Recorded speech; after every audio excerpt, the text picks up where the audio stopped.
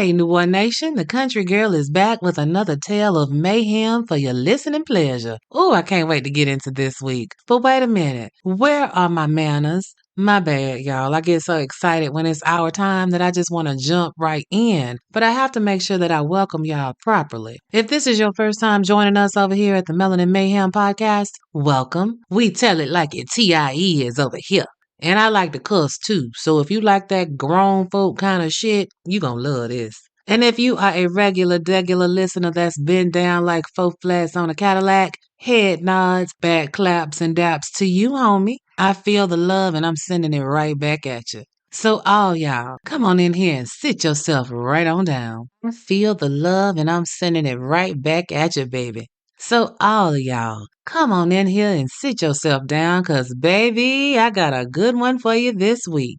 As you can see from the title of the episode, we're going to be talking about a woman this week. And that's a change, right? Y'all know I like to switch it up a little bit and vary the type of mayhem so that y'all don't be out here just gorging on one type of criminalistic activity, right? I gotta keep you on your toes. And I also have to further spread the message that the Black diaspora comes in all types, and this crime shit does too. What's most important is that you open your mind to the truth that Black folks are out here fucking up all kind of shit in all kind of ways. And I'm here to entertain you while I learn you all about it. Y'all, the relationship between a mother and a daughter can be tricky sometimes. In the best of cases, the duo are best friends. They kiki and shop and genuinely enjoy each other's presence.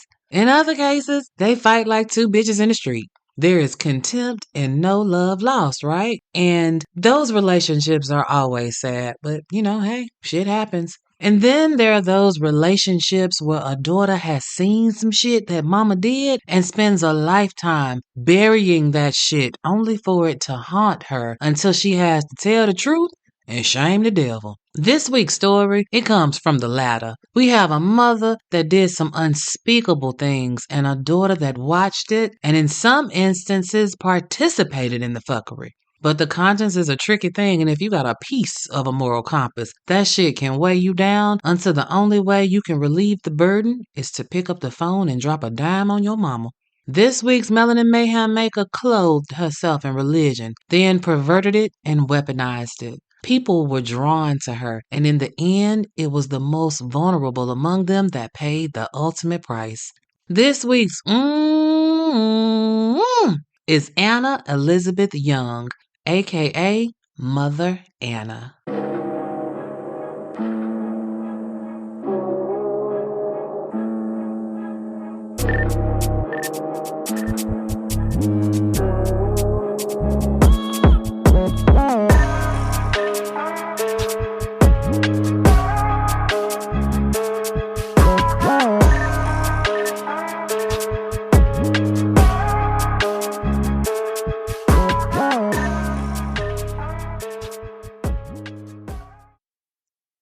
Anna Elizabeth was born December 14th, 1941. And that concludes the background segment of this podcast. As usual, no information on Anna's childhood, her parents, or anything about Anna before she starts making history. You see, Anna's story begins in 1973 when tragedy strikes her little family. So let's just get right into the bullshit. September 1st, 1973, Anna's 6-year-old stepdaughter, Catherine Davidson, disappears. You see, I said stepdaughter because Anna was married to a man named Robert Davidson, and Catherine was his daughter. You see, Anna's story is that the family, they had gone down to the lake for a day of frolicking and frivolity at a Michigan state park. And at some point, Anna looks around and her stepdaughter ain't nowhere to be found. She must have fallen into the river. So they called the authorities, and they search, but they never recover little Catherine's body. That's Anna's side of the story. Well, Anna and Robert, they had a daughter together too. Her name was Joy. Joy was younger than Catherine, and I don't know how much younger she was, but she was old enough to remember going to the park that day. Now, Joy's account of the situation is that Sister Catherine was being disciplined for something, and she had been locked in a closet without food or water for days. At first, she was beating and scratching on the door, trying to get out, but as the days went on, Catherine stopped making noise, and it all went silent. And then they went to the park, and the next thing she knew, everybody was saying that Cat had fallen in and drowned. Well, in the 70s, little kids were put up somewhere when shit went down. So it's not like Joy would have been asked any questions by the police. Nobody asked, and Joy kept her mouth shut. I mean, she was only like 4 or 5. So what could she do other than go along with the story that her mama said was the truth? But even as a young child, she knew that her sister had not been with them when they went to the park that day.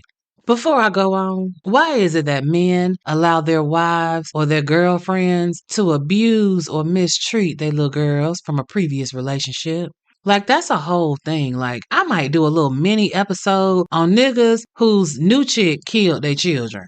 I say that to say, with Anna, you're going to see she does not have a problem fucking up other people's children, but she didn't physically abuse her own flesh and blood children. Watch, you gonna see. So Catherine's body has been sent to time out for eternity. And it's around this time that people say Anna and them got real religious. I mean, if you check out my social media page, you'll see that there are pics of Anna pre-Pentecostal, and Sister Girl looked like she was lit, like she was a party girl. And then you see what she morphed into. So they got holy now, right? And the decision is made that it's time to leave the north and head south. Fuck these Michigan winters. We are out of here. So the family picks up, lock, stock, and barrel, and they move to Florida. They gonna start a church with their own special sauce. So Anna and her man, they bought a plot of land in Micanopy, Florida. I'm probably butchering that name. In 1983, and they started a church called the House of Prayer for All People. Yeah, another House of Prayer that was in the news some years back like in the 90s. Anyway, this little plot of land that they bought was located in Alachua County, which is in Florida between Ocala and Gainesville. One of those little bitty towns that if you blink while you riding through it, you gonna miss it. But it's also known as the town that time forgot. It was a perfect place to set up shop. No nosy neighbors, plenty of land, and an old farmhouse that was Anna and them's new family spot. None of that business with Catherine followed them down south either. The people didn't know Anna, and she liked it like that. Sure did. But I would like to think that they were remorseful about what the fuck had just happened with Catherine, and maybe, just maybe, they were trying to make amends by giving up these streets and turning their life over to Christ. And they were doing a little bit of everything like a country church would. They did some homeschooling and they had religiousness attached to it. I'm gonna put it like that. Because, I'm sorry, calling this place a church is making my ass itch. Bottom line is they claimed that they wanted to help anybody that needed help. Religiousness came into play because they prayed 3 times a day, they had Bible study every day, and all day on Sunday they were in service, right? But somewhere along the way, the goodness of the law was replaced with devilish behaviors. Like I said, at first everything was good and honorable. They were ministering to the people about the goodness of the Lord, and they were trying to rehabilitate the people that were strung out on drugs and alcohol, right? Giving them a second, third, fourth, fifth chance. You know what I'm saying? Somebody who had their back. People that were trying to overcome homelessness, they had a place for them. This was supposed to be a place for healing. And then something changed. I don't know who in the hell ordained Anna and her disciples, but that bitch started to perform exorcisms and shit. Now, I'm gonna tell y'all, I was raised Pentecostal all my goddamn life till I moved to Atlanta. And when I tell you my bishop ain't never did no goddamn exorcisms, no. The most you gonna get is some of that blessed olive oil to the forehead. That's about it. You may get him and the deacons and them to gather around you and pray and lay hands and speak in tongues, and you probably gonna be in church, if not all day, a good half of the day. And that plate gonna get passed around 11 times. But that's about it. Ain't no goddamn exorcisms going on. But Anna's brand of Pentecostal holiness had philosophies and practices from multiple religions, and it was a hell of a lot stricter. Like, they had rules and regulations, and they was not to be fucked with or ignored. Like, if you wanted to be down with Anna, first off, you had to get a new name. Yep, she changed their birth name to a biblical name. No more Bernard, sir. Your name is Boaz now. Fuck around and say Bernard if you want to. Y'all seen Roots? Y'all remember Roots? You remember what Kunta Kinte went through, right? Anna was the one saying, nigga, your name is Toby. And everybody was brother this and sister that. And of course, the head mean girl in charge, Anna, she was now Mother Anna. Now, if that wasn't enough, they also had to stop wearing secular clothes, meaning no more jeans and t-shirts. Oh no. And definitely not no leggings. Oh hell no. They had to wear biblical style clothes. I'm talking Old Testament style. Think the Taliban's 2024 collection. You know what I'm saying? For the women, that meant cover the fuck up to the flow. To the flow meant your dress, not your twerking skills. Everybody got on a choir robe. And the men, they had to grow their beards out. There was no more shaving for them. And the women, they couldn't show their hair, period. Like you had to be covered from head to goddamn toe. Whoo, child, that's a whole lot for a little piece of room and board. Let me see if I can go find me a cardboard box or a tent or some shit, let me go find me a cardboard box or a tent, it's too damn hot to be covered up like that for your girl. And I like my name. Why I gotta get a new name? Shit, I'm too old to be trying to remember some new shit. And the way my hot flash is set up, baby, I'd be melted and passed away with all that goddamn material on my body.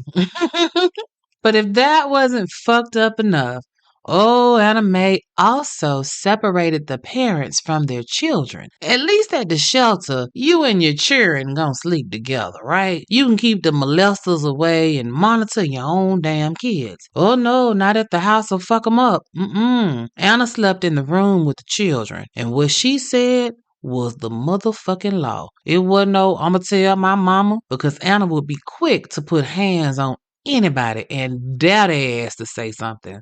And if the adults fucked around and got caught sinning, they were beaten. If the children fucked up, they were beaten, tortured, and starved.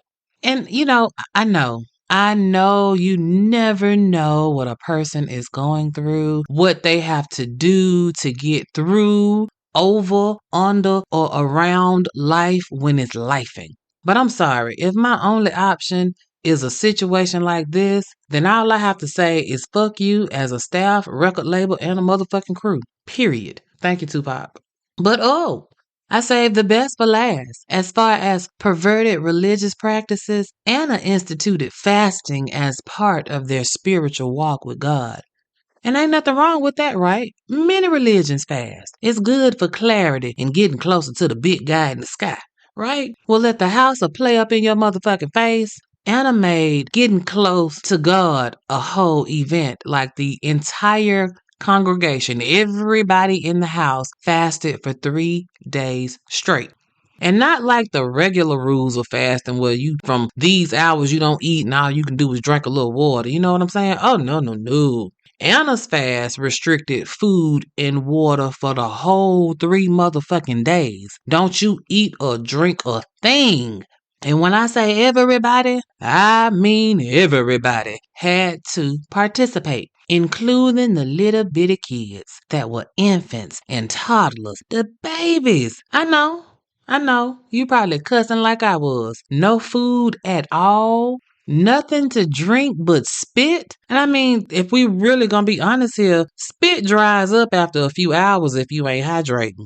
Them kids was hungry. And when they started crying for food, Anna would beat them. And if that didn't rectify the situation and they still had smoke, oh baby, she would say they had a demon in them. And now comes the real fuckery. Cause Anna's ass must have felt like they was testing her gangster, and she was having none of that. She was the original fuck them kids. And unlike most who just say that shit to be funny, she meant that shit with her chest. If you have parents or had parents that did the whole corporal punishment thing, y'all know. After they whoop you, they tell you to shut up all that noise, right? And then you over there sniffling as quietly as you can. But you know your parents ain't about to hit you no more. They just want you to calm that shit down. But imagine being a 2-year-old that has not eaten in a few days. They not gonna stop crying and whining because they hungry. And that shit would enrage Anna. Okay. So this is a fucking cult, right? Twisting the word of God to fit your own philosophies, making people abandon their identity, taking their kids away, brainwashing them, emotional abuse, physical abuse, isolation, making somebody submit to your will. Like that's in the How to Be a Cult Leader 101 handbook. I mean, this could have been Waco if they had a few guns, but they didn't, thankfully. They were just minorities living in the country, in the middle of bumfuck Florida, in the middle of no fucking where. One person was the judge and the goddamn jury. Nobody there to see, nobody to run tell. They were all at the mercy of Anna's whims. What could possibly go wrong? Well, since you asked so nicely, let me tell you just a little sampling of some of the shit that went down at the House of Fuckery and Shenanigans for All. You see, there was this little girl named Sharon, and Sharon was the daughter of one of the original disciples of Anna's bullshit. Her daddy's name was O.D. Poe. O.D.P.Pough. Poe. AKA, he was called Elder Adam. Now, Anna said that Adam's daughter Sharon had a demon in her, and she was gonna get it the fuck out. So, what'd she do? She threw Sharon in a dog pen. They shaved off all her hair and made her kneel on the floor for hours at a time. Like, do you know how painful it is to kneel on your knees on a rocky or rough surface? Try it. Just see how long you last. And Daddy Adam ass was right there watching the shit. But we're going to go back to old Mr. Poe, a.k.a. Elder Adam. We're going to talk about him in a minute. Just hold tight. Put a pin in that. John Neal was 6 years old when his mama, a lady named Leah Vera Neal, Anna invited the young mother to come and heal herself at the House of Foolery and Fuckery. And she would help take care of the kids while she went to work. And at first, the situation seemed ideal. Miss Neal could work and not have to worry about her kids or not having daycare money. It seemed as though God was giving her a little bit of breathing room.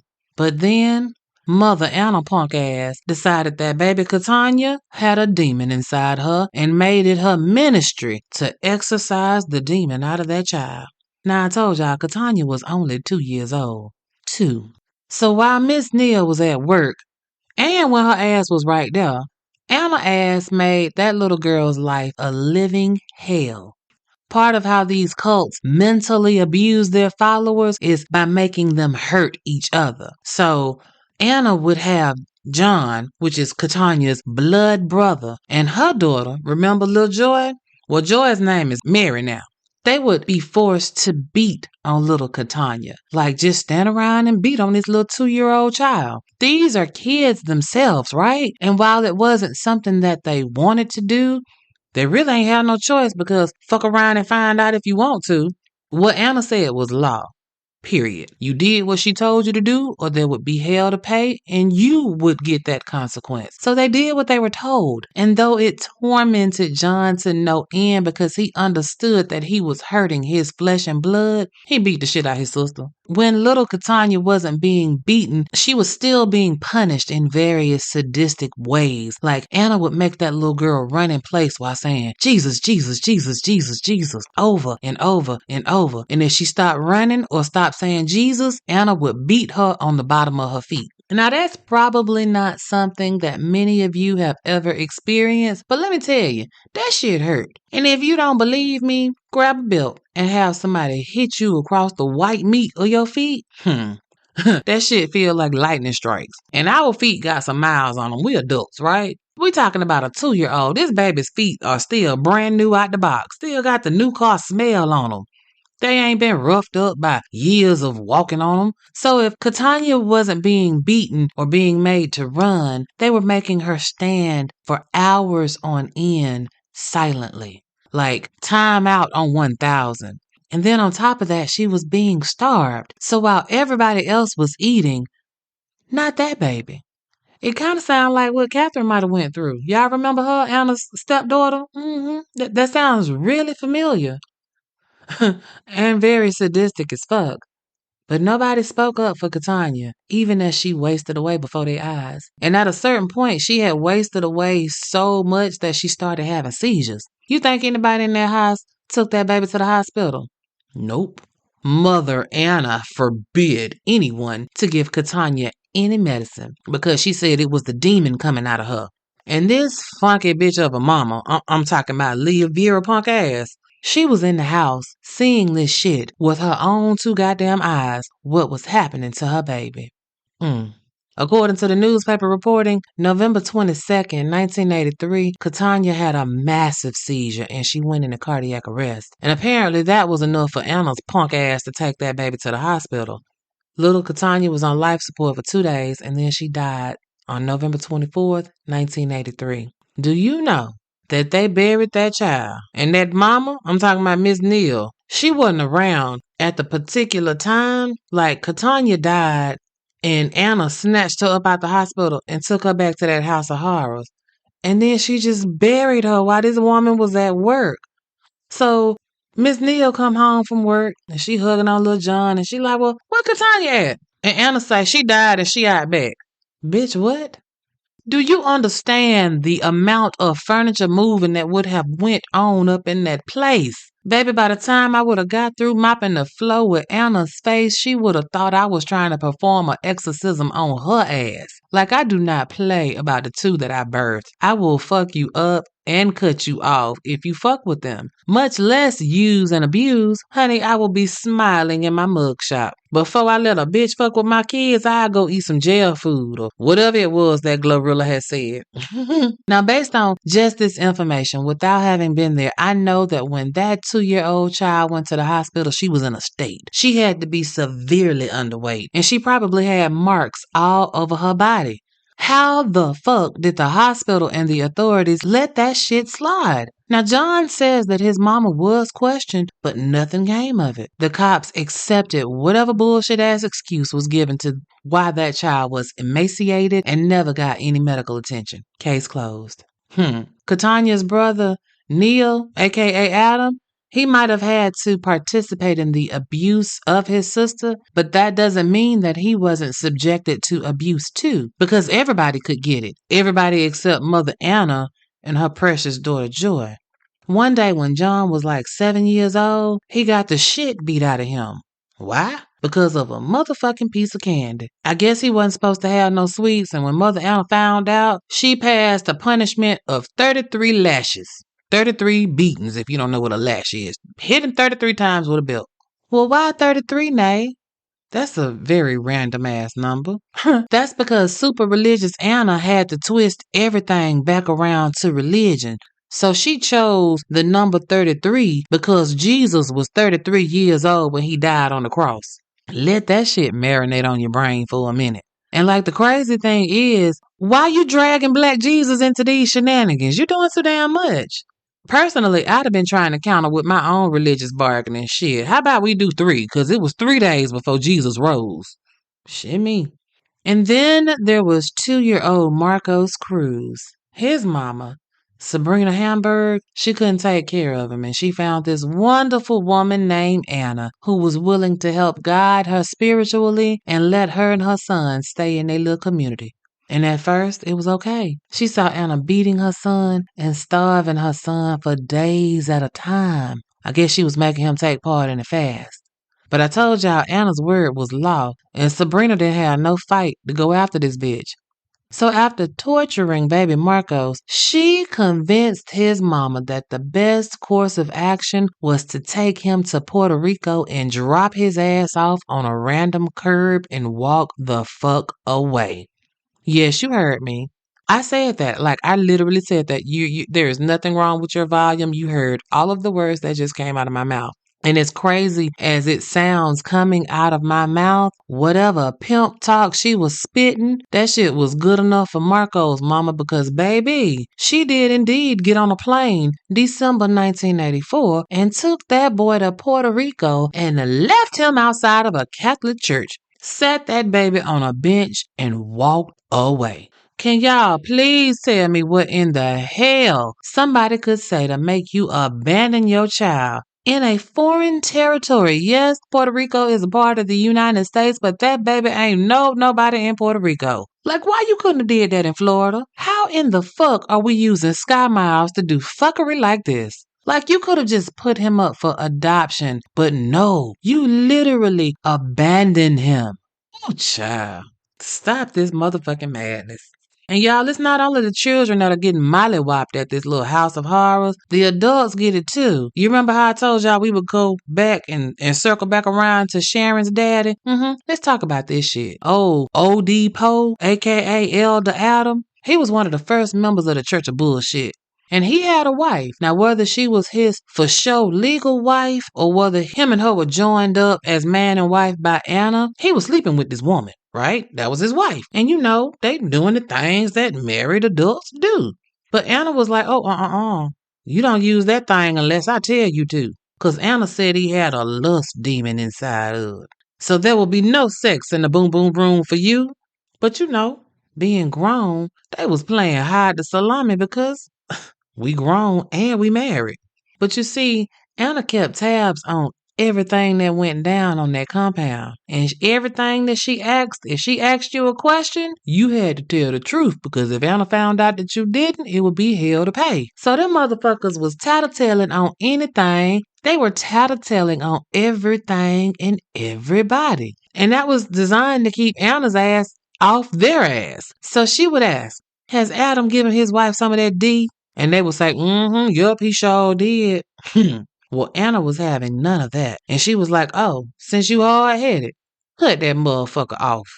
Do y'all know that this man cut off his own dick? Like, held that motherfucker with one hand and a knife in the other hand, and on the word of this crazy fucking woman, he castrated himself? That's a special kind of special. Like, there are no words. I mean, I do have a couple of words. What I really want to know is, what the fuck did Anna do with the dick? Like, I searched. I couldn't find nothing on what she did with it. She probably put that motherfucker in a pickle jar with some vinegar. I don't know. The way my mind works, I want to know what happened to the dick. Where's the dick? Sorry. Okay, back to the story. This nigga stayed around and down with the compound after that bullshit went down. They say that this man caught a serious infection in his vagina. Ooh, I almost said vaginal area. I mean, technically, he ain't got no dick no more, so he kind of had voluntary bottom surgery. I mean, think about it. From that point on, he was sitting down to pee. That's not the point. The point is he stayed around for some years after that little impromptu cosmetic surgery, but he finally throwed they ass the deuces in 1991 and took his dickless ass to Mississippi. Fitting, I think, to have found peace in the valley, down there where the girls get naked.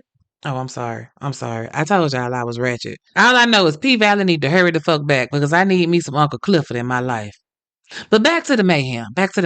Like, shit is just happening, and not one agency has been alerted to the BS that's going on at Anna's house. And that's also because the occupants of the house of Fuck 'em Up Freely were isolated. There were no visitors. Well, in 1985, John Neal, Katanya's brother, aka Brothers John, he got some kind of skin infection, and it must have been bad because they took him to the hospital. And while they were treating him, the doctors and the nurses saw that John was covered in scars all over his body, and part of his ear was missing. And the people at the hospital was like, well, what the fuck is going on here? So they sent word to DFAC, and DFAC goes out and checks to see what the fuck is going on over at John's house.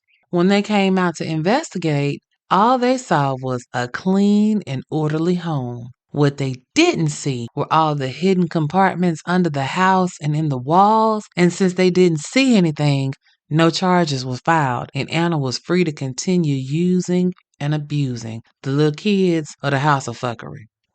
Now this one is sad, y'all. There was a little boy named Iman Harper. All of it's sad, but I mean, this one is just really sad. When his mother gave him to Anna, little baby Iman, Anna changed his name from Iman to Moses.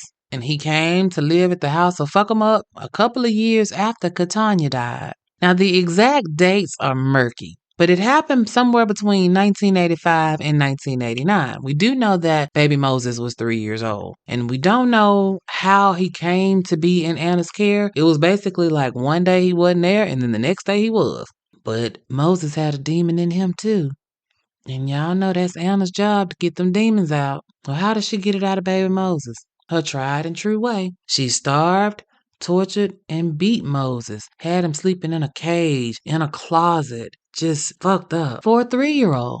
And one day he was out in the garden with Anna's daughter Joy, and Anna said, Moses, come here. And Moses grabbed onto Joy's leg for dear life like, Lord, please don't let her take me. But Anna wasn't hearing that. She came right on over there and snatched Moses up and took him away. And that was the last time anybody ever saw Moses outside. 'Cause Anna went and put him in one of them hidden compartments under the house. And this is a really vivid memory for Joy, Anna's daughter, because her job was to take care of Moses. So she spent a really large amount of time with his child. So days have gone by and Moses ain't around. So Joy asked her mom, Mama, where's Moses? Mother Anna, where's Moses? And Anna told her that Moses had been given to monks and they were going to raise him and that Moses was in a better place. Ain't that the shit motherfuckers say when somebody dead? And I'm sorry, I have lived all my life in the South and I have seen all kinds of churches and church people. What I ain't never seen is a monk in the United States. Like, I've seen them on TV, I've read about them in books. But where in the hell would Anna have run into some monks?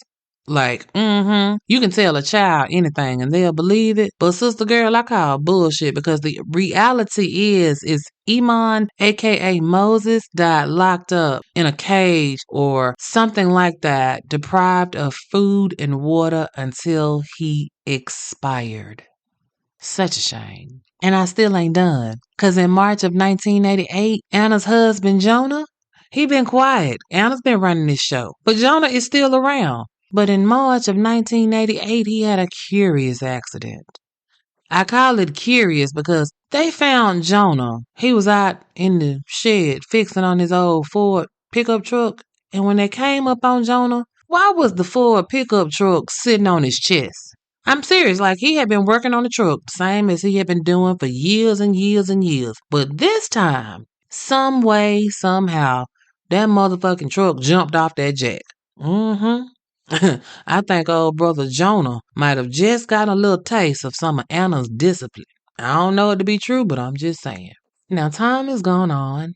We're moving into the 90s now, and in 1992, there is this set of parents that they weren't members of the cult, but they were receiving services from the cult, right? And the services they were receiving, childcare.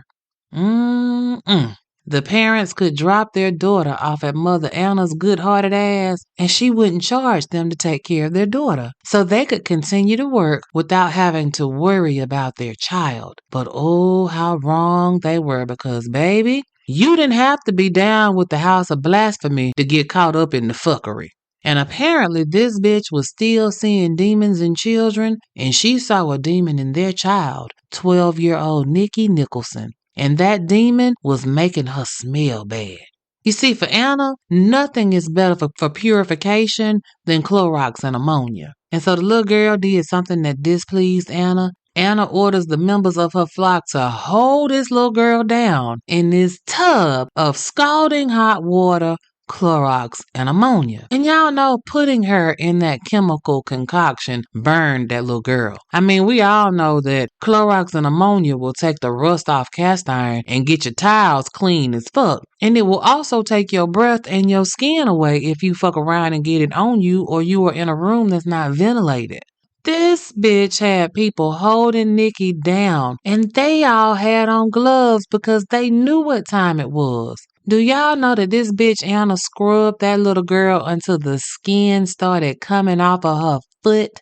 It was so bad that little Nikki had to learn how to walk all over again.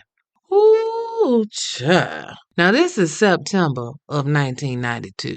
And on the 24th of September, a complaint was sworn out against Anna. And see, this right here, I just don't understand because, baby, when I pulled up to that house and my child had the white meat showing, no words, like 0 words. You talk about on site, it'd have been straight up MMA fighting up in that motherfucker. Ronda Rousey all up in this bitch. I don't know what went down or how they didn't end up feeding Anna's ass to the gators, but clearly they didn't. They went to the law. That little girl's parents were livid and they wanted Anna prosecuted to the fullest extent of the law. And I'm still sure that they wanted to monkey stomp her ass too. They just didn't. Well, that bitch Anna, she either had a crystal ball or Miss Cleo called her now and told her to get the hell out of Dodge. Either way, Anna pulled up stakes and jumped on the first thing smoking out of Florida. And when the police came to arrest her, all they found was a house in chaos. Nobody knew where Anna was, but they was packing their shit up, getting ready to leave too. Everybody knew that once that little girl's skin got burned off her body, the heat was coming, and they didn't want no parts of that shit. You see, this is how you know Anna knew what she was doing was wrong. Because if you up here acting up for the Lord, what the fuck you running for? She knew that ass was grass, so she ran like a coward. She wasn't running when she was abusing that 12-year-old girl. Oh no, you were Belinda badass when it was you against a child. But when the authorities show up, now you all scared and shit. Well, the long arm of the law might be slow, but baby, eventually they get around to getting a man or woman. You see, Anna thought she had got away with some shit. That bitch probably thought that the heat was off of her ass after a couple of years. But oh no, no, no, Miss Thing, we ain't forgot about you. The National Enquirer. You know, that magazine that you see at the checkout counter at the grocery store? You know, the one with all the crazy stories. Well, honey, they did a story on Anna in November of 2000 and asked for the public's help in finding, quote, the most dangerous woman in America. A fugitive, and bring this ass to justice. And y'all know a lot of people read that magazine, and one of them people dropped a dime on Anna's ass. Turns out the mistress of mayhem was in Illinois. Baby, the police showed up at the house that she was staying at, right? And so it was her cousin's house. Her cousins go to the door and they like, we don't know nobody named Anna. And the police was like, okay, but we got a warrant, so step that ass aside, please. And guess what they found? Anna's punk ass hiding up in the attic. No. They was like, bring your ass on, honey. You can run, but you can't hide. And just like that, 8 years after abusing that child, they took that ass right on to jail. Extradited her right on back to Florida in December of 2000. Anna sits in jail while she's being investigated for those child abuse allegations, and they officially charged her in 2001 with child abuse for bathing that 12-year-old girl in bleach and ammonia. Now, she was convicted of that charge on May 31st, 2001, after she pleaded nolo contendere, which is basically, I ain't gonna fight y'all. Y'all say I did it, I did it. And that was a third-degree felony, right? She was ordered to pay a whole $939 in court costs. Oh, that's so much. And her sentence? 6 months and 12 days. That was going to be served at the county jail. Well, you remember she's been locked up since December, so she's gotten credit for already having served 192 days, which is just over 6 months, while, she was waiting on her court date. So now Debbie Dynamite was able to just skip on out the court and back on to the courthouse and not have to hide no more because she's faced her charges. And of course, this means that she can get back out here and get started fucking up some more children. But I don't know. I guess people weren't as gullible as they were in the 70s and 80s and early 90s or whatever. But for whatever reason, they weren't falling for the bullshit. And at this time, Hannah's like 60 years old. So maybe she didn't have the strength anymore to be the head crazy bitch in charge. So what does she do? She catches a midnight train to Georgia and she settles down in Marietta where she lived a relative, quiet, comfortable life for the next 15 or so years. This heifer even got married again. Child, that goes to show you somebody for everybody at any age. And so she's married. She gets to Georgia. She's not Anna Young no more. She's Anna Anderson. And I know she thought she was in the clear. She had done served her little time, and now she could just forget about the atrocities that she committed in the 80s, because who gonna tell? Who indeed? That old shyster-ass Anna was living good. She was chilling in a little house at 174 Bridgestone Drive in Marietta, Georgia. Cute little community. And when you walked in her house, she, like many people, had pictures of her loved ones, including Moses. And her daughter Joyce said every time she walked in her mama's house, it would just send a shiver down her spine to see that baby's innocent face framed in the house of the woman that was responsible for his death. Now I'm going to tell you something, New Orleans Nation.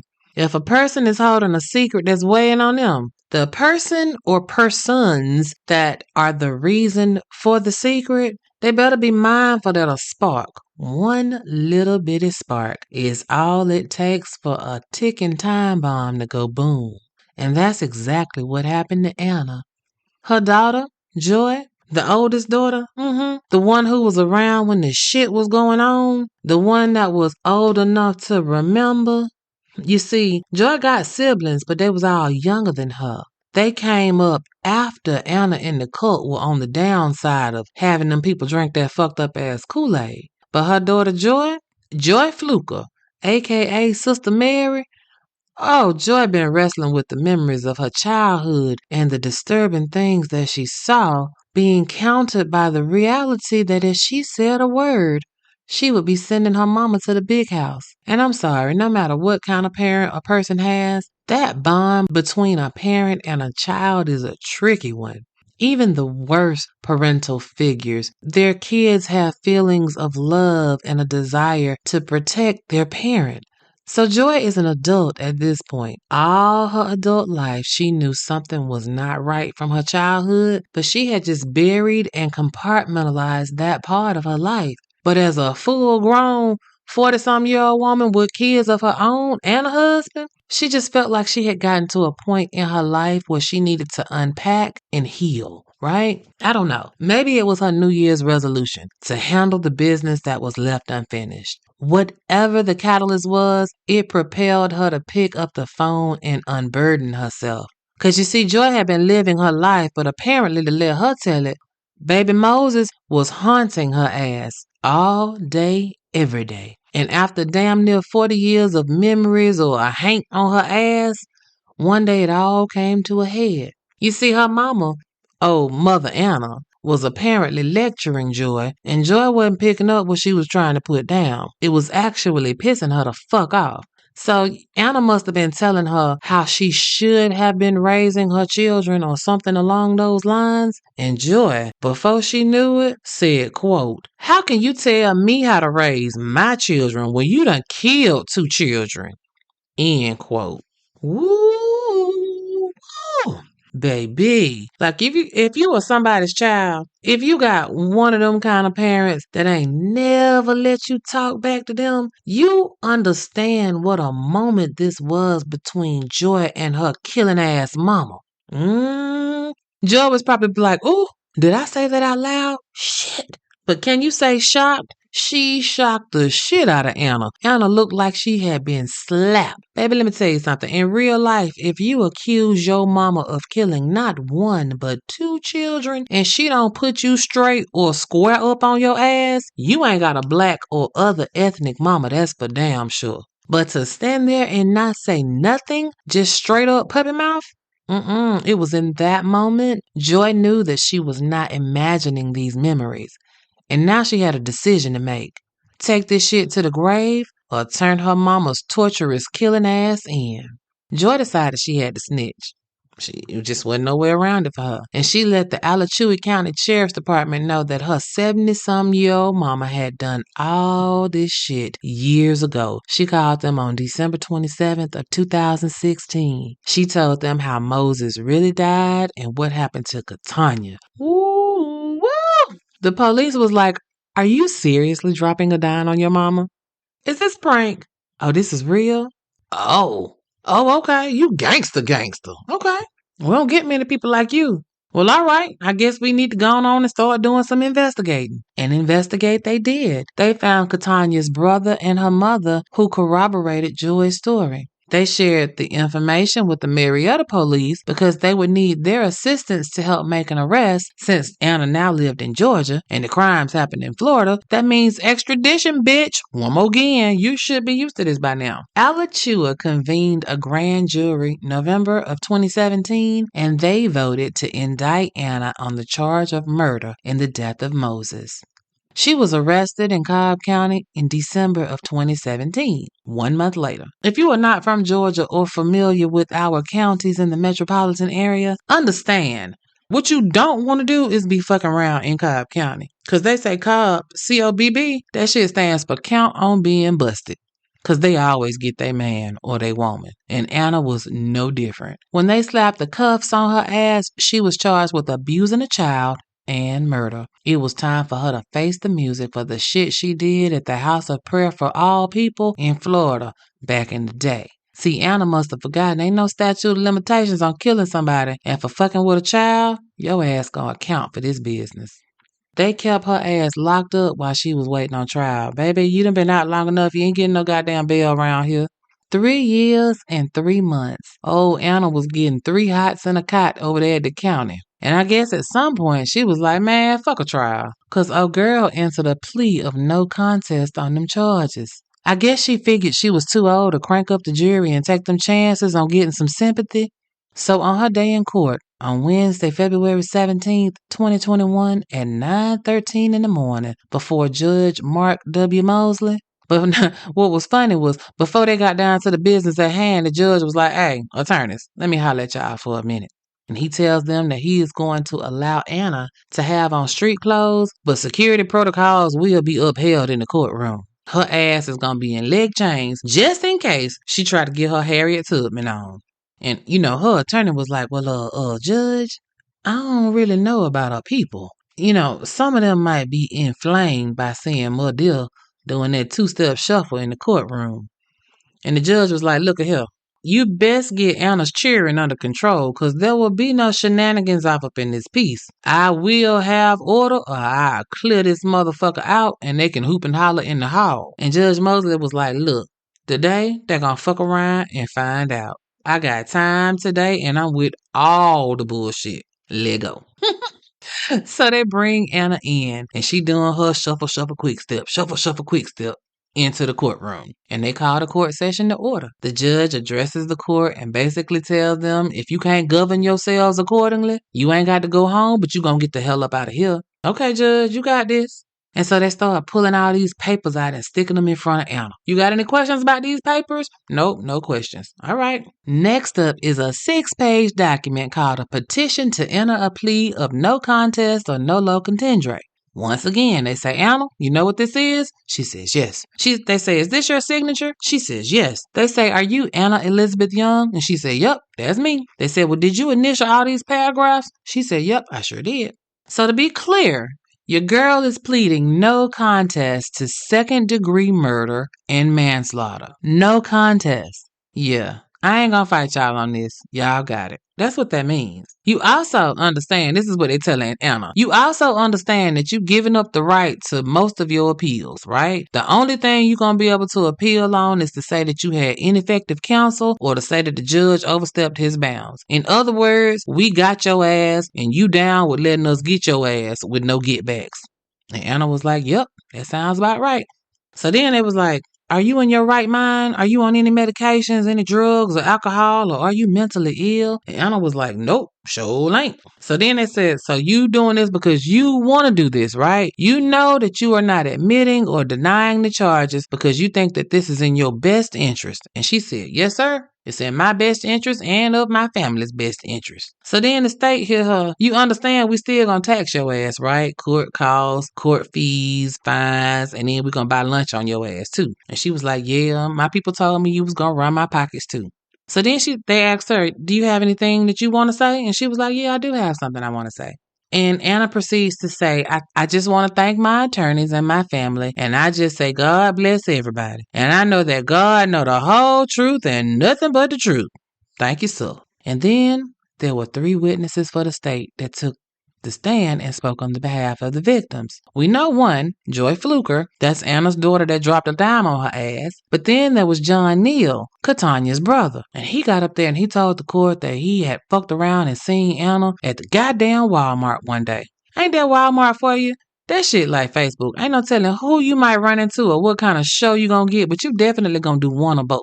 Now, mind you, this is a full-grown man at this point. I'm talking 6'5", 200 and some pounds that was an Air Force combat veteran. He says that when he saw Anna in that Walmart that he broke out into chills. Like all these years later, in 2017, he still had a visceral reaction to the sight of his tormentor who was now old and had no power over him in reality. Just the sight of her took him back to his childhood and he was just a scared little boy at the mercy of a mad woman. Woo, child.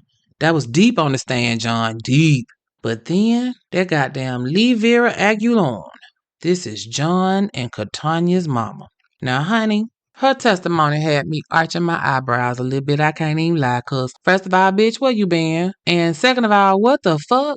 I'm just saying. Cause you gotta understand, talking about this been a long time coming to get this justice for Katanya.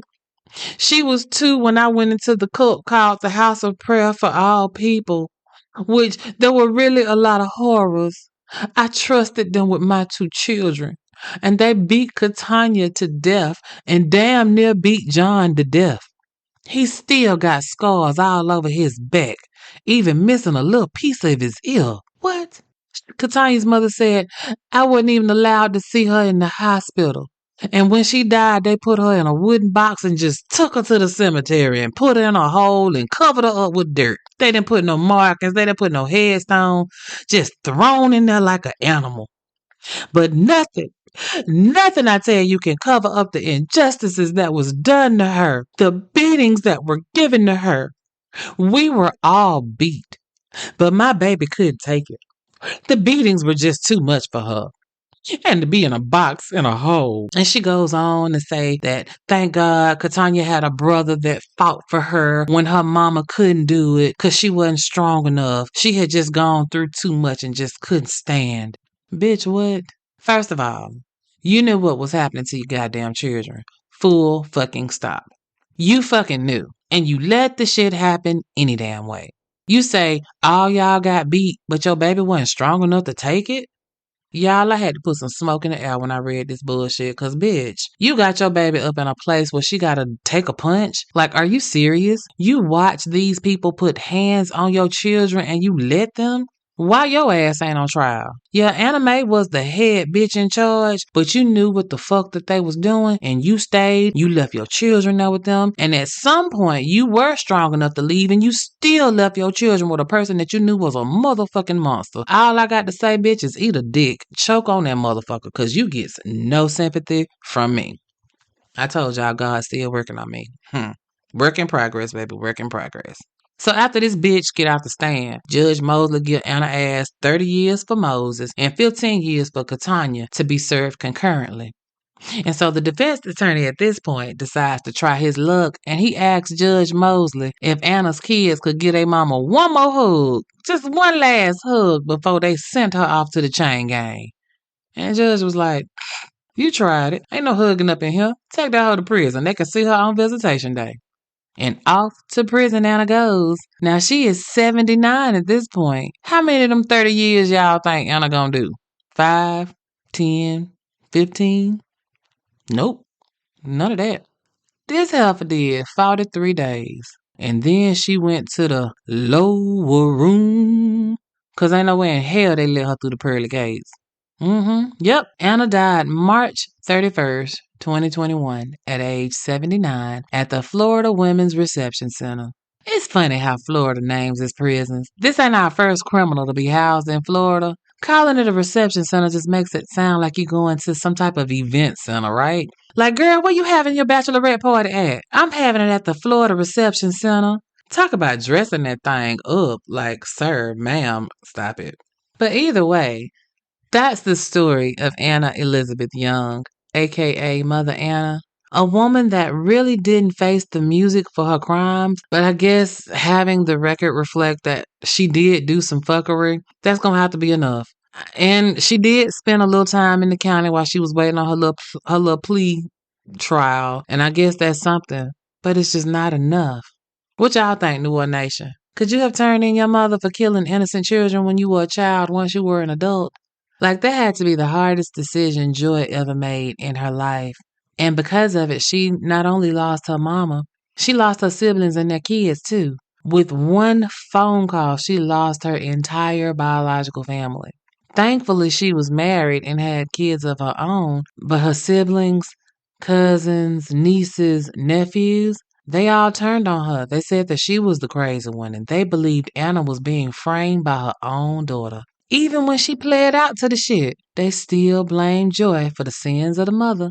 And I'm sure when old Anna Mae kicked the bucket, Joy probably had several family members that wanted to put paws on her. But I'm saying she didn't lie. Her mother did not fight any court case she was ever given, she always pled out. No little contendere. I ain't gonna fight y'all. Y'all say I did it, I did it. I ain't gonna say I did, I ain't gonna say I didn't. But if you truly didn't do anything, why the fuck would you take a plea? Like every time? What I always say, see and don't see, or in this case, it was more like don't see and refuse to believe, even in the face of all of the facts. The love for a mother cannot be explained and it don't need to be justified. It just is what it is. So what you say, New One Nation? Are you team fuck that, I ain't telling on my mama? Or are you team if you can't do the time, don't do the motherfucking crime? While a rarity it is for a woman to be a serial killer, please understand that women are equal opportunity just like their male counterparts when it comes to heinous crimes. And make no mistake, women, we are out here doing just as much mayhem as these men. And in many cases, the women wrap their heinousness up in religion. And like everything else, we just fucking better at hiding the shit and covering up our tracks than men. Y'all remember Geraldine Parrish, right? And I'm just saying, y'all, just because a motherfucker is wearing 15 yards of material, that don't mean that they are trustworthy. All that goddamn fabric could be covering up more than just skin. And just like that, we at the end of another episode and you got a choice to make. Cut me off or show me some love. So why don't you go ahead and show me what you're working with, homie. Hit that like, share, and subscribe button. And if you still feeling froggy, go on over to social media and tell all your friends to check out the mayhem I'm putting down every Wednesday. And since you are on social media, why not just stop through and drop a post on the Melanin Mayhem podcast social media pages? You can find us on X, Instagram, Facebook, and YouTube. I want to thank y'all so much for spending just a little bit of your day with me. Until next week, stay safe, stay vigilant, and for goodness sake, don't let nobody abuse you or your children. It's okay to walk away. Because remember, if you stay ready, you ain't got to get ready. One love, New One Nation. The country girl is out of here.